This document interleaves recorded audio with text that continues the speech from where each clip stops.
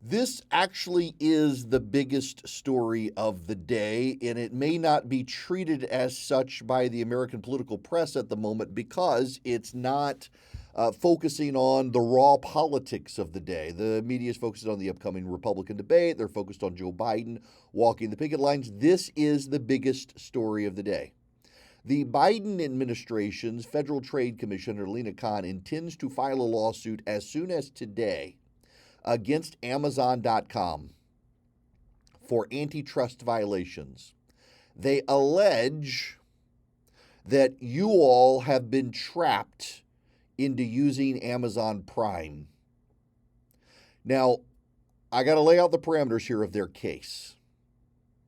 What the Biden administration alleges about Amazon Prime is that you are roped into using Amazon Prime, that you have no way out of Amazon Prime. It's extremely difficult to get out of Amazon Prime. People don't understand how to get out of Amazon Prime. Many people who are in Amazon Prime never wanted to be there in the first place. They were duped into becoming Amazon Prime customers by Amazon.com. And in wrangling efficiencies out of the market and bringing prices down to rock bottom prices, they've harmed competition. They've elevated Amazon. They've elevated fraudulent products. They've harmed the marketplace by introducing too many knockoff goods. They have harmed labor markets by forcing employees to work for too little in wages. They've done all sorts of terrible things. There are problems with their case. First of all, who doesn't want to be an Amazon Prime member? Anybody? That they're having a hard time finding anyone who's complaining about Amazon Prime. It's actually, surveys say, one of the most popular services in America for $134 or so a year. Not only do you get access to movies and special TV shows and streaming, you get like 24-hour turnaround and shipping, 48-hour in bad cases. I can order stuff on a Saturday and have it at my house on a Sunday for no extra shipping charge. Most people in urban and suburban areas can. In rural areas, it's like 48-hour turnaround time on products. It's an incredible deal. It has lowered prices for people. Now, for a while, Amazon was favoring Amazon.com products in their marketplace, but they stopped doing that. One of the problems I have with Amazon is they're still very bad at weeding out knockoff Chinese counterparts. Like, for example, Birkenstocks. The sandals, they don't sell on Amazon, but if you go to Amazon and put in Birkenstocks, you'll see some that purport to be Birkenstocks, and Amazon's done a terrible job weeding that stuff out.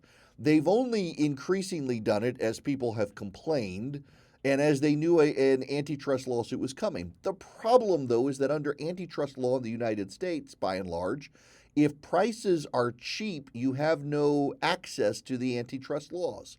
They're having to come up with novel theories to prosecute Amazon.com in this case because Amazon has lowered prices for Americans. Y'all, we get so much through Amazon.com. I'm not making this up.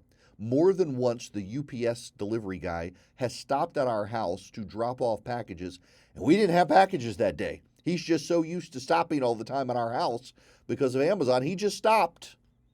We get our toilet paper from Amazon. We get our laundry detergent from Amazon. We get our dishwasher detergent from Amazon. We get our paper towels from Amazon. That frees me up to get other stuff at the grocery store. I'm not having to scramble for that. My kids like particular chocolate protein shakes from Fairlife.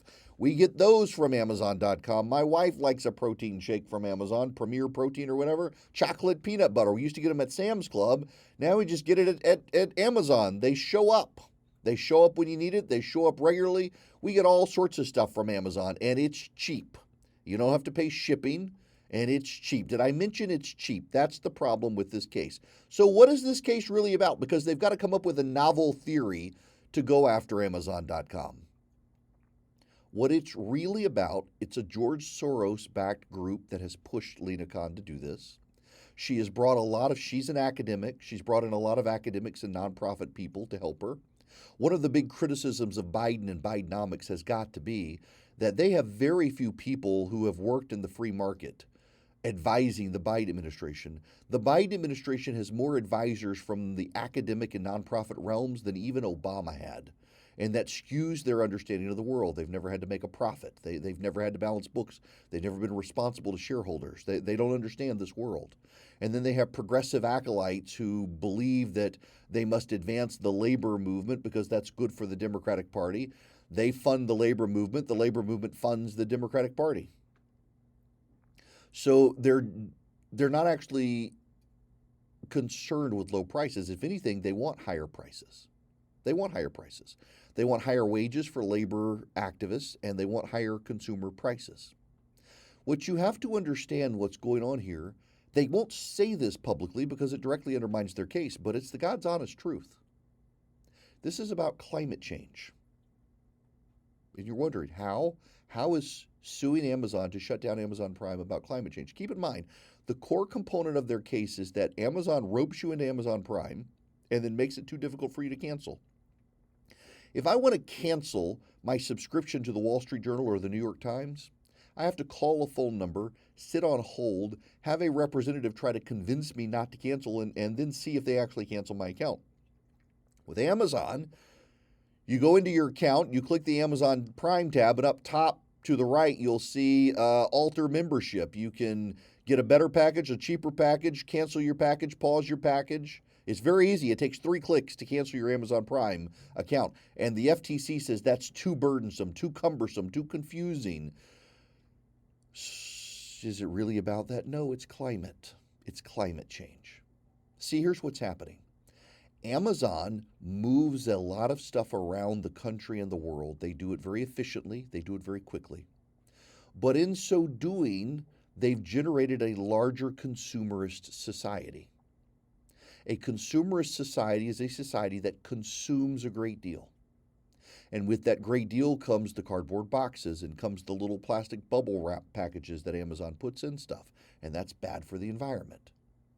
The freight costs, the air. Amazon now has its own fleet of trucks and airplanes. That causes carbon emissions.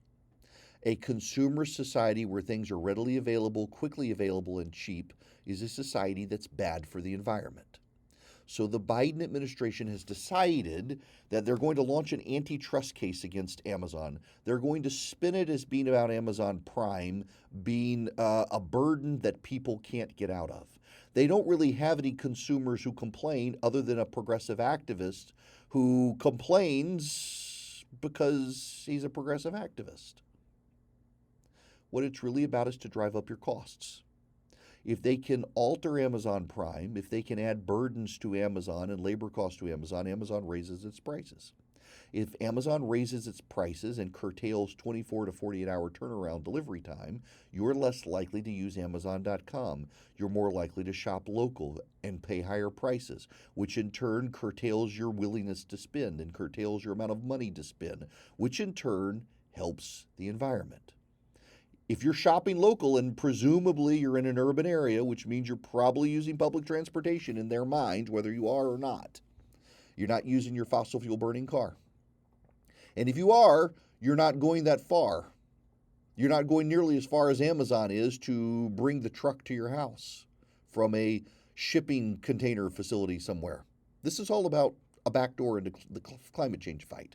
The Biden administration is showing relentless hostility towards consumers and consumerism because a consumerism in the United States and the free market has brought prices down and made it easy to get rapid turnaround on things. But all of that comes at a cost to the environment.